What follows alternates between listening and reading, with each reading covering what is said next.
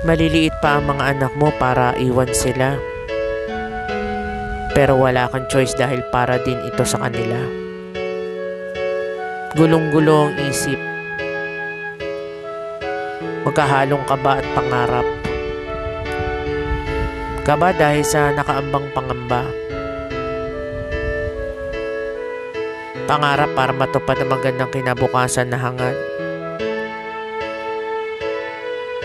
Napakahirap pala ng mawalay. Sa pamilyang hangad lang naman ay magandang alay. Kahit pabuhay ay minsan nasa alanganin. Makapagpadala ng pera para sa Pinas ay may maihain.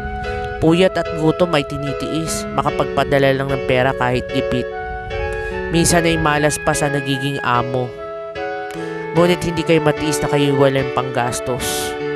Kahit sa